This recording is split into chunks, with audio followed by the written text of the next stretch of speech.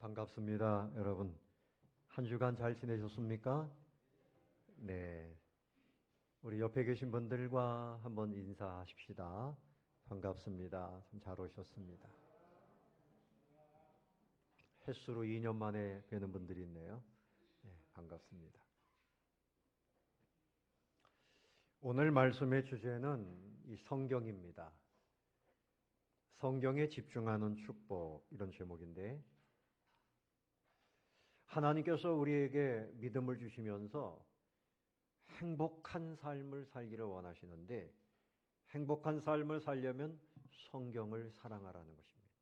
그래서 율법을 주신 이유는 너희의 행복을 위해서 주셨다. 그렇게 말씀을 하셨습니다.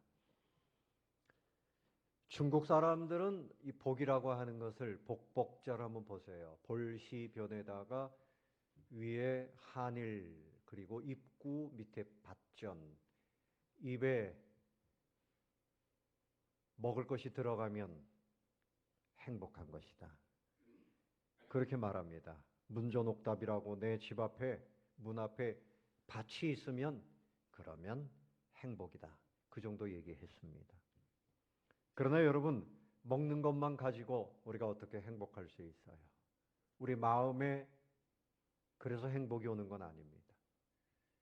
근데 여러분, 우리 조선시대나 그 위에 우리 조상들을 보면 선비들은 책을 많이 읽었어요. 거기에서 책을 읽고 인간의 도리를 깨닫고 또 과거 급제도 하려고 하는 거지만 행복한 삶의 비결을 찾는 것이었죠. 그래서 끊임없이 책을 읽었습니다. 그래서 책을 읽는 사람은 그야말로 양반의 삶을 사는 것이고, 비천한 사람들은 책을 읽을 수가 없었습니다. 우리 예수 믿는 사람도 마찬가지예요.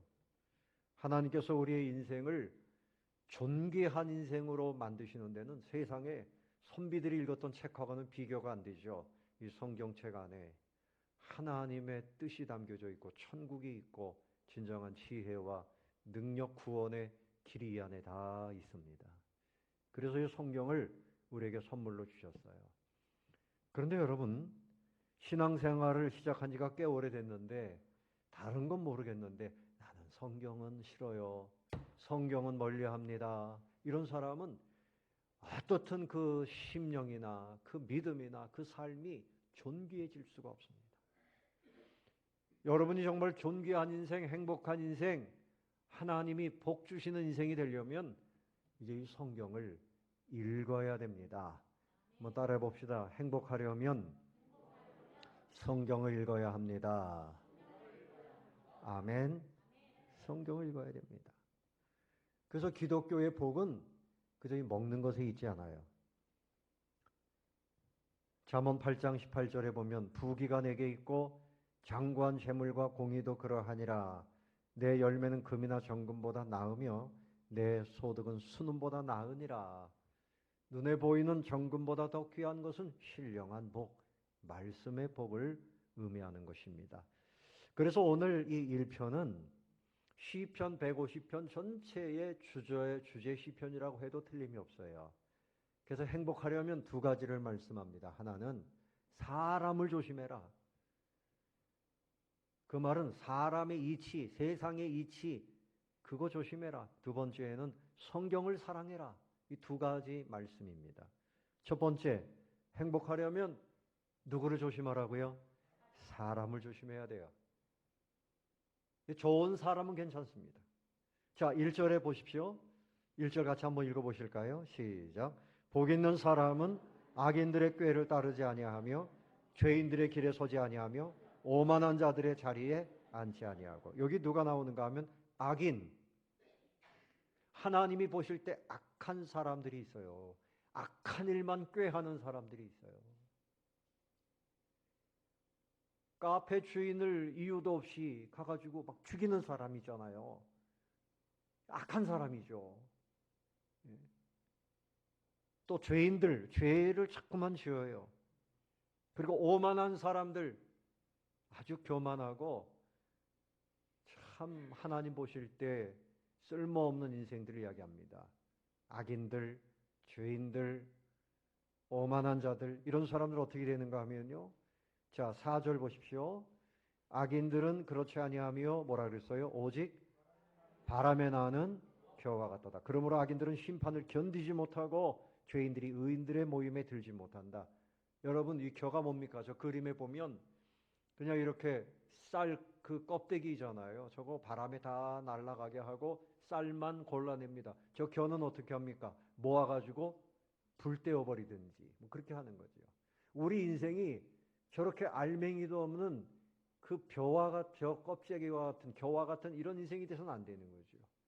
근데 성경을 모르고 악인들, 죄인들, 오만한 사람들, 이 사람들 따라다니고 그 사람들의 영향을 받고 그 사람들 부러워하고 흉내내고 이런 사람은 결국은 심판에 이르게 된다. 그렇게 말씀을 하고 있습니다. 그러므로 행복하려면 사람을 조심해야 됩니다. 그런 사람과 관계를 맺었다고 하면 떠나야 돼요. 아브라함이 하나님의 부르심을 받을 때 네 아비 친척 그 본토를 떠나라 그랬어요. 왜 그런가 하면 그들은 전부 우상 숭배하는 사람들이에요. 우상 숭배하는 그 자리에서 떠나서 나를 따르라. 내가 너에게 새로운 나라, 새로운 생명을 줄 것이다. 그래서 그는 이제 하나님의 말씀을 따라서 떠났습니다. 유대 나라의 아사 왕은 그의 어머니가 우상을 섬기는 것으로 인해서 그 대비 왕비의 자리에서 폐위시켜 버렸어요. 하나님의 뜻을 따라가려면 악한 사람들의 길, 그 자리, 그곳에서 함께해선 안 되는 것이죠. 아브라함 링컨이 변호사라 할 때 누가 찾아왔습니다. 여보시오, 나에게 이것만 좀 도와주시면 평생 살아갈 수 있는 돈을 드리겠습니다. 그때 이 링컨이 뭐라고 대답을 했는가 하면 내가 평생 살아가는 것은 하나님의 은혜와 도우심으로 사는 겁니다. 내가 당신의 죄 짓는 그걸 변호하고 나 그렇게 안 하겠습니다. 거절했다는 것입니다. 여러분, 악한 것, 죄인들, 오만한 사람들, 이 사람들이 당장에 힘이 있는 것 같지만 그 사람들의 손을 붙잡으면 망하는 겁니다. 그들이 넘어질 때 하나님이 함께 망하게 하시는 겁니다. 그래서 여러분, 고기가 낚시에 걸리듯이 걸려들면 안 돼요. 따라해 봅시다. 걸려들지 말자. 걸려들면 안 돼요. 옆에 계신 분에게 축복하세요. 걸려들지 맙시다. 걸려들면 안 돼요. 걸려들면 안 돼요. 예? 걸려들면 안 돼요. 여러분, 짐승들이 이 덫에 걸리면은 발이 잘려 나갈 정도로 막 그냥 발광을 쳐도 벗어날 수가 없어요. 죄악의 덫에 걸리면 안 된단 말이죠. 이제 2023년 4년도 금년에 첫 번째 신년주일입니다. 오늘 여러분들이 마음에 좀 결심하시면 하나님이 도와주실 것입니다. 결단하시기를 바랍니다. 이제 나는 복 있는 사람의 길을 가겠습니다. 세상 사람들이 나를 어떻게 유혹하든지 그쪽으로 끌려가지 않겠습니다. 죄인이나 악인이나 오만한 사람들, 그 사람들 따라가지 않겠습니다. 하나님께서 여러분들에게 사람을 조심할 수 있는 그런 결단력을 주실 줄로 믿습니다. 두 번째는 이제 성경을 사랑해야 되는 것입니다. 그래야 행복해질 수 있어요. 예수를 믿는 것이 복입니다. 근데 예수를 믿는 중에서도 성경을 사랑하는 사람이 진정한 복을 누릴 수가 있는 것입니다. 평생 교회를 다녀도 신앙이 변함이 없어요. 생활이 변하지 않아요. 옛 모습을 버리지를 못해요. 그 이유는 뭔가 하면 성경을 읽지 않아서 그렇습니다. 성경을 읽어도 건성으로 읽지 않고 마음을 다해서 중심을 다해서 성경을 날마다 읽으면 놀라운 변화가 일어납니다. 여러분 2절과 3절 한번 읽어봅시다. 2절과 3절 다 같이 시작. 오직 여호와의 율법을 즐거워하여 그의 율법을 주야로 묵상하는도다. 그는 시냇가에 심은 나무가 철을 따라 열매를 맺으며 그 잎사귀가 마르지 아니함 같으니 그가 하는 모든 일이 다 형통하리로다. 자, 1절과 연결되는 거죠. 1절에 복 있는 사람은 하고 건너뛰는 겁니다. 오직 뭐라고요? 여호와의 율법을 즐거워. 자, 그림을 한번 보세요. 그림을 보세요. 눈을 좀 뜨고 고개를 들고 그림을 봅시다. 시냇가 그림이죠? 물이 흘러가면 어떻게 됩니까? 모든 풀이 무성해집니다. 나무가 무성해집니다. 여러분의 인생이 바짝 마른 사막처럼 되고 싶지 않겠지요. 여러분, 모든 것이 풍성해야 돼요. 마음의 은혜도 풍성하고 더불어서 생활도 풍성해지고 그러려면 오늘 말씀에 오직 여호와 하나님의 말씀 성경을 주야로 뭐 하는 자로다? 묵상하는 자로다. 그 묵상이라는 말은 집중해서 마음을 집중해서 읽는 것을 말합니다. 그러면 이렇게 시냇가처럼 무성하고 모든 것이 형통하게 된다. 형통하게 된다. 그래서 여러분 형통한 삶을 살고 싶으면 방법은 하나님의 방법을 따라가야 돼요. 하나님이 우리에게 복을 주시는 것을 믿으셔야 됩니다. 그러니까 하나님의 방법을 따라가야 됩니다. 그 방법은 뭔가 하면 성경을 어떻게 해야 돼요? 읽어야 됩니다. 다른 건 다 하는데 난 성경을 못 읽어요. 그것은 하나님 보실 때 불경죄가 됩니다. 하나님의 말씀을 받들어 읽어야지요. 여러분, 어명이요 하고서 문서가 내려오면 무릎 꿇고 읽어야 됩니다. 하나님께서 우리에게 이 말씀을 주실 때 1600년 동안 기록을 했어요.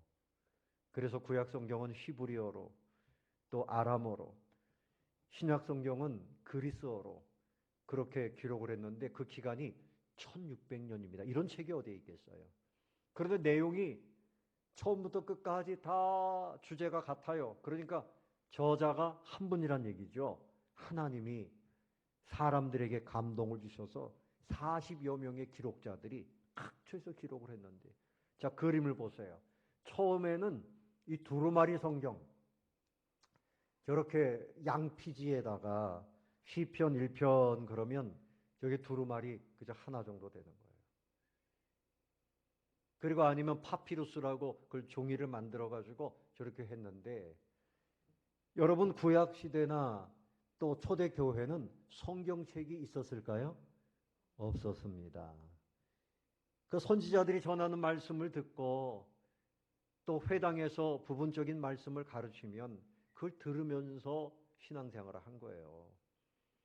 여러분 한 30년 전만 해도 성경책이 너무나 커서 그 성경책 하나를 짊어지고 다니려면 어떻게 할지 할 만큼 큰 성경책들이 있었어요. 저기 서천에 가면 그 성경 박물관이 있습니다. 그래서 여러분 이 성경책은요 우리 대한민국 한글로 다 번역이 돼가지고 이렇게 한 권으로 딱 돼 있잖아요. 그러니까 일반 서적으로 치면 한 20권 정도의 분량이 여기 들어가 있어요. 그런데 여러분 가격으로 치면 수천억 원을 줘도 사실은 살 수 없는 내용이 이 안에 있습니다. 몰랐지요? 여러분 아셨습니까? 성경을 읽어야 내 것이 되는 겁니다. 성경을 읽어야 내 것이 되는 거예요. 과거의 선비들이 늘 책을 읽었어요.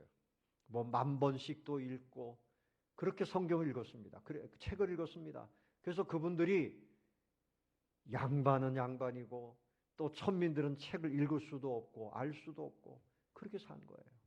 하나님께서 존귀한 당신의 백성들만 읽을 수 있는 이 귀한 책을 하나님의 책을 우리에게 선물로 주신 겁니다. 그런데 여러분 종교개혁이 일어나기 전에는 천주교에서 이 신부들이 라틴어로다가 설교를 했어요. 근데 본인들도 내용을 잘 몰라요. 성도들은 성경책이 없습니다. 읽을 책이 없어요. 그래서 종교개혁이 일어나면서 마틴 루터가 먼저 한 일이 독일어로 성경책을 번역해서 성도들이 성경을 읽도록 그렇게 했던 겁니다. 우리가 후원하는 파푸아뉴기니의 황준기 선교사님은 번역 선교사예요. 그래서 그 지역의 그 원주민들을 위해서 작년에 신약 성경 전체 번역이 끝났다 그래요. 그래서 제가 고생 많이 하셨습니다. 이제 그 책을 이제 우리 대한민국의 성서공회에서 책으로 만든다 그래요. 여러분 우리나라 성서공회가요 하나님이 대한민국에 복을 주시는지 아십니까? 수백만 권의 책을, 성경책을 만들어서 전 세계에 수출합니다. 1000개 나라의 언어로, 1000개의 언어로 번역을 해서 번역된 그 성경을 각 나라에 수출하는 제일 국가가 된 것은 하나님의 은혜인 줄로 믿습니다. 그런데 정작 우리 대한민국에 있는 성도들이 이 성경을 제대로 읽지를 않아요. 성경을 읽지 않으면 그야말로 빈 껍데기밖에 남지 않습니다. 북한의 우리 동포들이요, 그중에 예수 믿는 사람들이 성경책을 소지했다가 발각이 되면 그 사람들은 사상범이 돼가지고 요독 수용소 그런 곳으로 끌려갑니다. 그런 곳에서 지옥 같은 삶을 살고 매를 맞고 강제 노역을 하고 굶주리고 그러다가 죽어갑니다. 그래도 이분들은 성경을 더 사모해서 중국으로 넘어가서 임진강변에 우리 한국 선교사님들이 계신 교회에 가서 거기서 성경을 100독씩 하고 아예 다 깡그리 외워서 들어오는 분들이 있고 노트에 필기를 해가지고 그 성경을 서로 조금씩 나누어서 읽고 이렇게 하고 있습니다. 성경을 자유롭게 읽을 수 없는 그런 곳에서도 열심히 성경을 읽고 있습니다. 사랑하는 성도 여러분, 하나님께서 우리에게 성경을 마음껏 읽을 수 있는 자유를 주셨습니다. 자유를 주셨습니다. 이 은혜를 누리시기를 바랍니다. 아멘. 제가 설옥도에 청년 때 한번 방문을 했어요. 그 설옥도에 나환자들 촌이 있습니다. 7개 교회가 있어요. 그래서 7개 교회를 제가 다 방문을 했는데 그분들 중에 이 나병이 들면 먼저 시력을 상실합니다. 그래서 이분들이 시력을 상실하니까 어떻게 하는가 하면 점자 성경을 손가락으로 이렇게 읽는 분들이 있고 아예 이제 성경을 깡그리 외우는 분들이 있어요. 참 놀랍지요. 그런데 그런 분들이 한두 분이 아닙니다.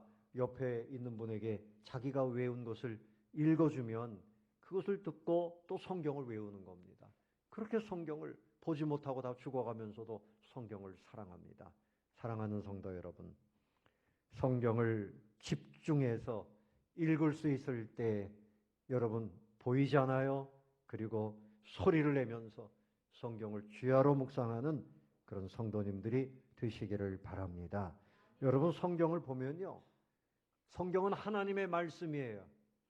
그래서 뜻을 잘 모르고도 이렇게 읽다 보면 나도 모르게 점점 깨닫게 돼요. 하나님을 사랑하는 믿음이 생겨요. 성경을 읽다 보면 나도 모르게 과거의 습관이 다 사라지고 마음의 근심, 걱정도 사라지고 점점 거룩한 성도로 변화됩니다. 성경을 읽다 보면 하나님이 내 안에서 역사하시는 거예요. 하나님의 말씀 성경은 살았고 운동력이 있습니다. 좌우의 날선 어떤 검보다도 예리해서 우리의 영과 혼과 및 관절과 골수를 찔러 쪼갭니다. 성경을 읽다 보면 내 영혼이, 내 인격이, 내 삶이 변화되는 것입니다. 성경을 집중해서 사랑하게 되시기를 바랍니다. 할렐루야. 자, 한번 따라해 봅시다. 하나님, 성경을 읽겠습니다. 여러분, 성경을 읽어야 선비 같은 귀족 같은 성도가 되는 거예요. 능력 있는 참 성도가 되는 거예요. 평생 수십 년 교회를 다녔는데 왜 우리의 믿음이 이렇게 갈팡질팡하고 바람만 불면 쓰러질 것 같고 뿌리를 못 내리고 왜 믿음이 제대로 서질 못합니까? 성경을 읽지 않아서 그런 거예요. 그래서 일주일에 한 번 교회 나와서 설교 듣는 것만 가지고는 안 돼요. 내가 주님 앞에 무릎 꿇고 성경을 읽을 때 그때 하나님이 나에게 주시는 풍성한 은혜가 있습니다. 성경을 많이 읽게 되시기를 바랍니다. 아멘. 아멘 할 때까지 계속 할 거예요. 성경을 읽으시기 바랍니다. 성경을 읽어야죠. 그래서 교회 이제 처음 나오신 분들도 성경을 읽어야 되겠다. 성경을 읽다 보면 하나님이 믿어지고요. 믿음이 생겨요. 네? 절에 있는 스님들도 기독교가 무엇인가 성경을 읽는 분들이 있어요. 근데 교회 나오시는 분들이 성경 안 읽고서는 하나님의 은혜를 탁 차단하는 겁니다. 하나님의 은혜를 마음을 열어서 받아들여야 되는데. 그래서 하나님이 계신 것을 믿기는 믿지만 여러분, 사단도 귀신도 예수님을 보고 두려워했어요. 하나님이 계신 것을 믿기는 믿지만 그런 믿음 가지고는 구원에 이르는 것은 아니에요. 성경 말씀을 제대로 알고 예수님을 제대로 알고, 그럼 성경을 많이 읽어야 되는 것입니다. 그래서 성경을 깊이 묵상해야 돼요. 여러분, 우리의 마음의 빈자리를 정치, 누가 정치를 잘하면 내가 행복해질까 기대하지 마세요. 아멘을 안 하시네요. 기대하지 마세요, 여러분. 누가 정치를 잘해가지고 우리를 행복하게 합니까? 사람은 다 악한 사람이고 다 부족한 사람들이에요. 세상의 어떤 철학이나 경제나 돈 문제나 이것으로 우리가 온전히 행복해질 수 있는 것이 아닙니다.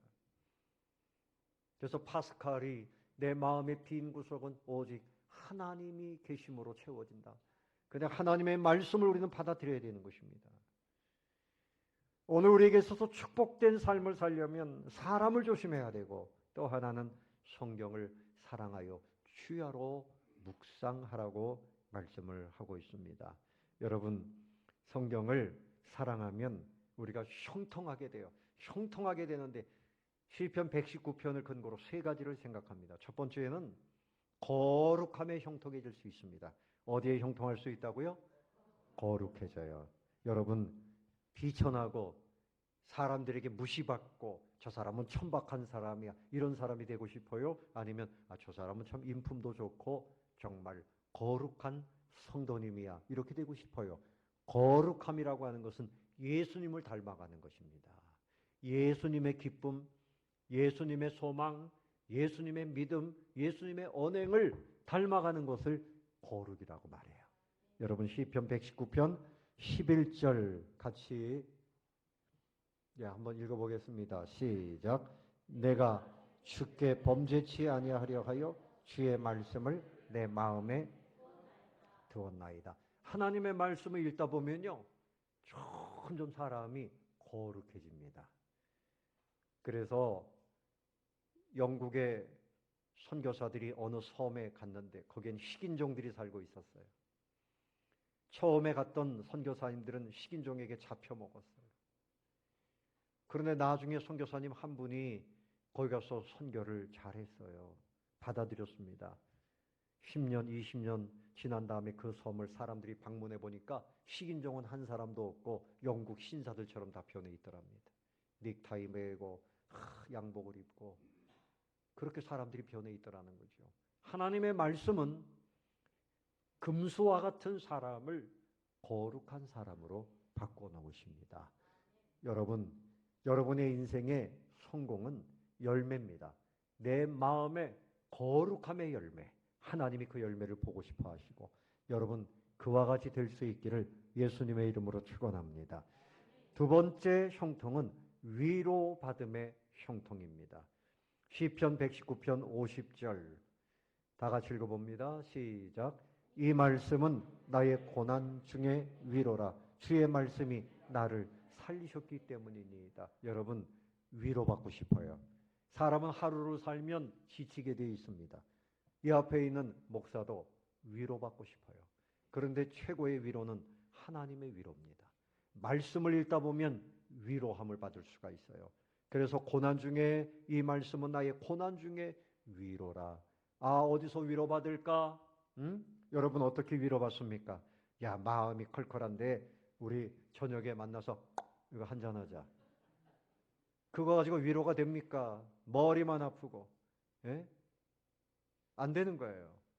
그게 안 되니까 어떤 사람들은 마약까지 하고 별짓을 다 합니다.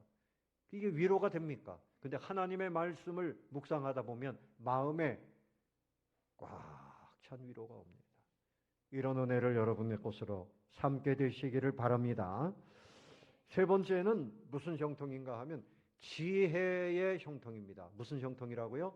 지혜의 형통. 시편 119편 97절입니다. 시작. 내가 주의 복을 어찌 그리 사랑하는지요. 내가 그것을 종일 묵상하나이다. 주의 계명이 항상 나와 함께하므로 그것이 나로. 자, 주님의 계명을 묵상하는데 주님의 계명이 나로 원수보다 어떻게 지혜롭게 하나이다. 여러분, 지혜로운 인생이 있고요, 어리석은 인생이 있어요. 제가 방송을 보니까 이런 방송이 나와요. 필리핀의 그 정글에서 바나나를 운반하는 그런 사람들이 있어요. 바나나 한 송이가 막 굉장히 커요. 그것을 짊어지고 뭐 어떤 데는 강을 건너고 뭐 산에서 그 운반하는데 신발도 없어요. 맨발로 하는데 평생을 하는 겁니다. 그걸 하면서 그냥 늙어요. 근데 한 50세 됐는데 우리 나이로 한 70세 돼 보입니다. 너무 늙었어요. 한 달 동안을 계속 그것을 짊어 나르는데 한 7만 원 정도를 준다 그래요. 그 사람들은 그냥 아버지가 하던 거 아들이 손자가 받아서 그냥 그렇게 사는 거예요. 더 좋은 인생, 더 좋은 삶이 있다는 것을 생각을 못 하는 거죠. 근데 조금 깨인 사람들은 대한민국으로 옵니다. 노동을 하든지 식당 일을 하든지 그러면 한 달에 수백만 원씩 벌 수 있습니다. 그리고 그렇게 고생도 하지 않아요. 지혜입니다. 하나님이 우리에게 지혜를 주시는데 이 지혜를 가지고 살면 인생이 형통해질 수 있어요. 식당을 해도 지혜가 있어야 돼요. 장사를 해도 지혜가 있어야 돼요. 어떤 사업을 해도 하나님의 지혜를 받아야 됩니다. 아멘. 따라해 봅시다. 하나님, 나에게 지혜를 주시옵소서. 하나님의 지혜를 받아야 돼요. 그저 내가 가지고 있는 생각, 그것만 가지고는 안 되는 거죠. 그런데 말씀을 묵상하니까 누구보다도 나를 지혜롭게 하시더라. 실제적인 예가 있습니다. 여러분, 소설 중에 가시곡이라고 하는 소설이 있어요. 조창인이라고 하는 분이 썼어요. 이분이 다른 일을 하다가 이제 소설만 써야 되겠다. 96년도에 그렇게 생각을 하고 한두 권 소설을 썼는데 잘 팔리더래요. 그런데 세 번째, 네 번째 책을 썼는데 안 팔리더래요. 그래야지 망하게 생겼습니다. 좌절하고 번민하고 절망하고 그렇게 됐다는 거죠. 그러다가 불치의 병을 앓고 있는 친구의 아들이 불치의 병을 앓고 있고 그 아버지가 너무 아들 때문에 걱정하는 그런 모습을 보면서 그걸 주제로 해서 병든 자식을 둔 부모의 심정을 근거로 소설을 써야 되겠다. 그래서 가시곡이라고 하는 소설을 쓰는 겁니다. 이 아버지가 안간힘을 쓰면서 돈을 버는데 그 병원비를 충당할 수가 없어요. 그래가지고 각막을 기증하겠다. 이제 여기까지 소설이 이제 써졌습니다. 그런데 그 다음부터 이걸 어떻게 결론을 내야 될까 아무리 생각을 해도 생각이 안 나는 겁니다. 출판사에서는 약속한 날짜가 있고 그 피를 말리는 진통을 겪었다 그래요. 그런데 어느 날 성경을 펼치고 그리고 하나님의 지혜를 구합니다. 그 성경을 읽는데 마침 예수님이 우리 죄를 위해서 십자가를 지시는 그 장면을 읽게 되었습니다. 그때 이분이 마음에 하나님이 지혜를 주셨어요. 예수님이 우리를 위해서 희생하신 것처럼 소설 마무리를 아버지가 아들을 위해서 완전히 죽어서 희생하는 것으로 그렇게 끝맺으면 되겠다. 이런 마음의 착상이 올라온 거예요. 그래서 그 소설을 마무리를 했답니다. 이제 출판사에 그 원고를 들고 가면서 한 100만 부 팔리면 내가 그래도 좋아지겠지 이렇게 생각을 하고 갔다가 이제 제출을 했는데 그때 마침 IMF가 왔어요. 실직을 한 아버지들이 얼마나 많아요. 마음이 고통스럽고 정말 어려울 때 아버지들이 그 소설을 보면서 빅히트가 된 거예요. 그래가지고 뭐 140만 부가 팔리고 예? 그러니까 이 아버지들이 가족을 위해서 생명을 내어놓고 고생하는데 IMF를 만나서 막 그렇게 어려움을 겪다가 그 소설을 보면서 위로를 받고 그랬다는 거죠. 사랑하는 성도 여러분, 성경 안에 하나님의 지혜가 있음을 믿으시기 바랍니다. 제가 신학교 다닐 때 우리 교수님 지금도 살아계세요. 지금 94세 되셨는데 박희천 목사님이라고요. 저 광화문 일대 내수동교회를 목회하셨어요. 그런데 거기는 청년들이 그 당시에 한 200~300명 모였습니다. 전국적으로 유명했던 교회입니다. 근데 그 목사님은 틈만 나면 성경을 읽습니다. 그래서 그때 학교가 양지, 용인 양지에 있는데 출퇴근하시면서도 계속 성경을 보십니다. 옆에 교수들하고 뭐 얘기도 안 하시고요. 성경만 보십니다. 정말 성경을 많이 보십니다. 근데 은퇴하시고도 하루에 7시간씩 성경을 읽었다 그래요. 수첩에다가 내가 몇 분 읽었나 다 기록해가면서 그렇게 성경을 읽으시고, 그런데 얼마 후에 이제 몸이 약해지셔서 2시간을 더 못 읽고 5시간만 읽게 된 것으로 인해서 우셨답니다. 아, 내가 성경을 더 읽지 못하게 됐구나. 그렇게 성경을 많이 보셔요. 그런데 참 하나님께서 그 목사님 밑에 제자들에게 얼마나 복을 주셨는지, 지금 현재 우리 대한민국의 이 예장총회, 합동측 총회가 교회가 1만 2천, 3천 개 가장 큰 교단인데 총회장인 그 목사님이 그 교회 청년부 전도사를 했던 제자입니다. 또 그런가 하면 총신대학교 지금 총장, 현재 총장이 바로 그 교회 청년부 출신입니다. 또 총신대학교 재단 이사장, 그분도 역시 그 교회 청년부 출신입니다. 우리 대한민국에서 제일 큰 교회 중에 하나인 사랑의 교회 오정현 목사님도 그 교회 청년부 전도사 출신입니다. 그러니까 목사님이 성경을 많이 보시면서 그렇게 제자들을 키워내고 성도들을 키워내고 했는데, 대한민국 현재 2024년도 현재 가장 중요한 자리에서 우리 교단을 섬기는 그런 일꾼들이 수도 없이 배출됐고, 전국적으로 큰 교회들 담임 목회하는 목사님들이 수도 없이 많습니다. 참 그 목사님을 보면 참 대단하시다, 부끄럽기도 하고 부럽기도 하고. 제가 이 말씀을 여러분에게 소개하는 것은 저나 여러분이나 금년부터는, 이제 오늘부터는 성경을 열심히 읽어야 되겠습니다. 여러분, 성경을 덮어놓고 믿을 수 없어요. 성경을 늘 읽으면서 살면 하나님이 지혜도 주시고 우리 마음에 은혜도 주시고 믿음도 주시고 우리의 삶에 형통하게 하시고, 할렐루야, 이런 은혜를 여러분의 것으로 삼게 되시기를 바랍니다.